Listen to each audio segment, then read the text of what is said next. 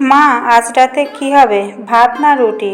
আজ রুটিই করো বরং। ছোট বৌমা, ঠান্ডা লেগেছে সবার। 10 জনের জন্য 30-35টা করে মোটামুটি। আর একটু আটা মেখে রেখে দাও ফ্রিজে, কম বেশি হলে দেখা যাবে। মানদাকে বলে দিচ্ছি তরকারিগুলো কেটে দিতে। বেসিনের কলে হাতটা ধুয়ে আটা মাখতে শুরু করলো নন্দনা। ভদ্রেশ্বরের আনন্দনগরের নতুন গজিয়ে ওঠা ফ্ল্যাট বাড়িটার গা ঘেঁষে যে গলিটা বেরিয়ে গেল, তারই শেষ প্রান্তে বসন্তকুঞ্জ নামের আকাশ নীল যে তিয়েতালা বাড়িটা মাধবীলতায় বাসা বেঁধেছে, সেই বাড়ির ছোট বউ। বড় আর মেজ বউ চাকরি করে, একজন স্কুলে আর একজন ব্যাংকে। সারাটা দিন বাড়ির বাইরে থাকে, বাড়ির কাজে হাত লাগাতে তেমন পারে না। শাশুড়িরও বয়স হয়েছে, পুরো বাড়িটা তাই সামলাতে হয় নন্দনাকেই। ও হাউসওয়াইফ। রাতে খাওয়ার টেবিলে তখন সবাই একসাথে। এই বাড়ির এটাই রীতি। সকালে যেহেতু যে যার কাজে ব্যস্ত থাকে, রাতে সবাই একসাথে বসে খায়। এই নন্দনা, অনিশ কোথায় রে? আসলো না যে?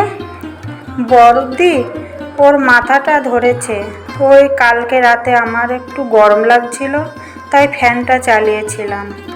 ওর এমনিতেই শরীরটা ভালো ছিল না, বোধহয় ঠান্ডা লেগেছে। সত্যি বাবা, আছিস ভালো? সারাদিন বাড়িতে বসে আরাম করেও তোর হয় না? রাতে একটু কম আরামে ঘুমালে হতো না? আমরা সারাটা দিন বাইরে হাড় ভাঙা খাটুনি করি, তাও তো তোর মতো আরাম করি না। আহ সুদীপ্তা, থামবে?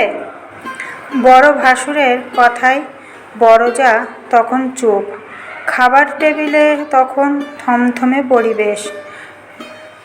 কোনো মতে চোখের জলটা সামলে রান্নাঘরে গেল নন্দনা। কলটা জোরে চালিয়ে দিয়ে কান্নার শব্দ শেষ যেন কেউ না শোনে। হঠাৎ আলতো একটা স্পর্শ চমকে উঠল। লীনা, ওর মেজোজা। সব কথা মনে রাখতে হয় রে নন্দনা। সংসারে একসাথে থাকলে একটু আধটু এমন তো হবেই, তাই না? চল, অনিশের খাবারটা নিয়ে উপরে চল। জানিস, একটা শাড়ি কিনেছি, ওটার সাথে কি ব্লাউজ মানাবে ঠিক করে দে তো। ঘরে তখন টিমটিমে নীল আলো জ্বলছে। চাদর মুড়ি দিয়ে শুয়ে অনিশ। ভীষণ কান্না পেল হঠাৎ নন্দনার। বাড়ির একমাত্র বেকার মানুষ। শাশুড়িকে অবশ্য কেউ সে তালিকায় রাখে না।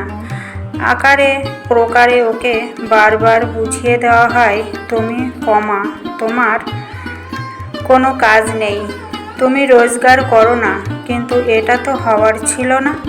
ভীষণ সুন্দর নাচ করত নন্দনা, রবীন্দ্রনৃত্য, ভারতনাট্যম। ওর নাচ দেখেই তো অনিশ ওকে পছন্দ করেছিল।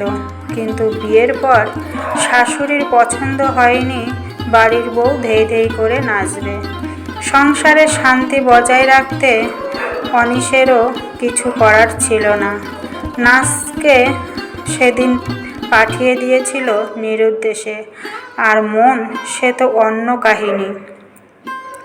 কান্নার আওয়াজটার বোধহয় একটু জোরেই হয়ে গেছিল।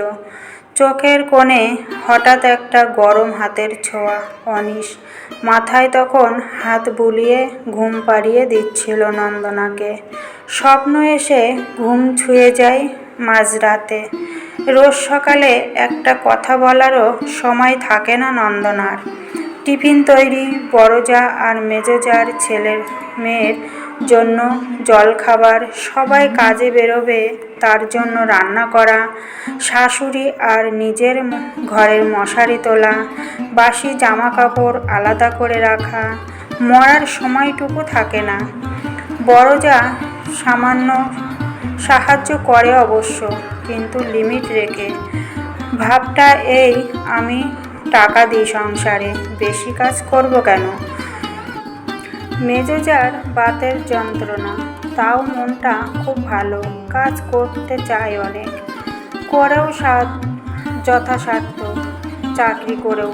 মঙ্গলবার সেদিন কাজের লোক আসেনি, অসহ্য কাজের চাপ, যে যার কাজে বেরিয়ে গেছে।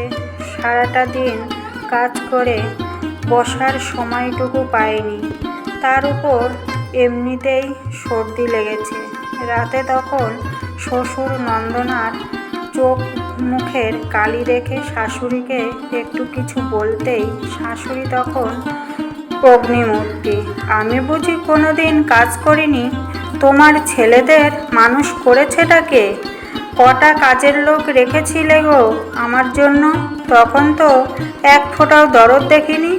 এই যে বৌমা, কাল থেকে বসে খেও মা।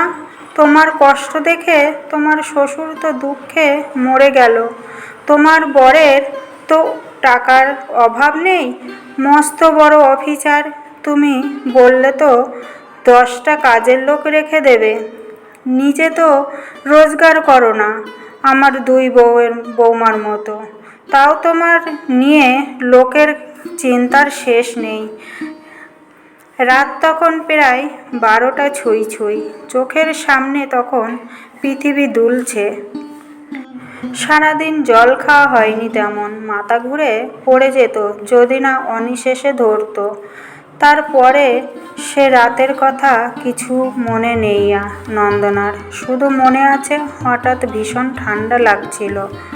অঘোরে তখন জ্বরের ঘোরে অনিশ পাগলের মতো ওকে ডাকছিল তখন।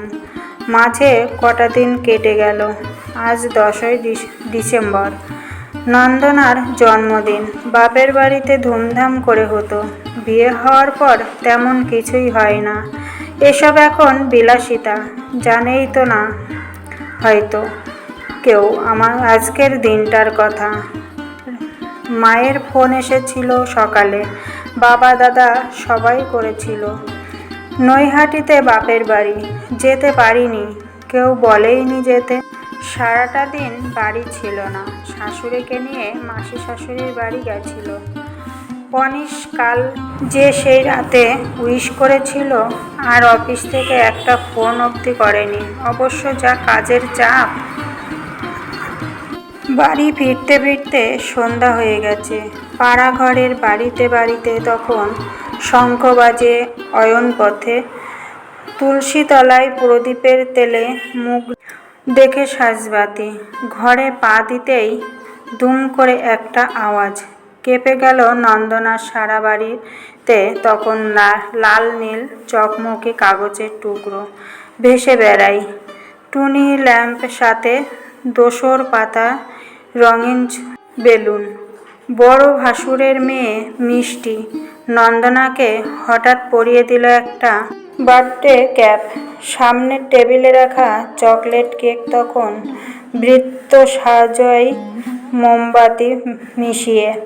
হ্যাপি বার্থডে গানে গলা মিলিয়ে সবাই, বাড়ির লোক, বাপের বাড়ির লোক, পাড়ার প্রতিবেশী। মা এই জন্য নৈহাটিতে আসতে বলেনি, বর দিয়ে একটাও বাজে কথা বলেনি সকাল থেকে।